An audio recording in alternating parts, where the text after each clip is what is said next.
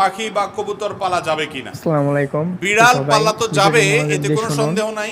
বিড়াল কারণ কেন নবী পোষা করিম যাবে, সাল্লাল্লাহু আলাইহি সাল্লাম কোন বিড়াল প্রাণী সম্পর্কে পোষা বলেছেন, যাবে কি যাবে না ফাইন্নাহা মিনাত সেটা সম্পর্কে। তাওয়াফিনা আলাইকুম তো আত-তাওয়াফাত। সবাই ভিডিওটা ভালোভাবে বিড়াল মনোযোগ দিয়ে তোমাদের সহকারে শুনুন। বাসাবাড়িতেই থাকে, এইজন্য তার ঝুঁটাকে তিনি আর হারাম করেন সবাই নাই।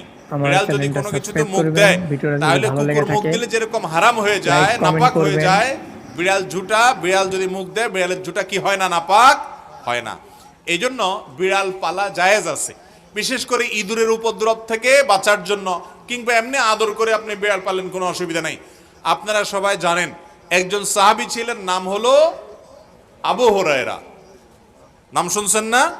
রাদিয়াল্লাহু তাআলা আনহু। ওনার নাম কিন্তু আসলে আবু হুরায়রা ছিল না, ওনার নাম ছিল প্রসিদ্ধ মত অনুযায়ী আব্দুর রহমান। আরো অনেকগুলো মত আছে ওনার নাম নিয়ে, কিন্তু ওনার নাম পরে আবু হুরায়রা উঠে গেছে। কিভাবে? ওনার একটা বিড়াল ছিল,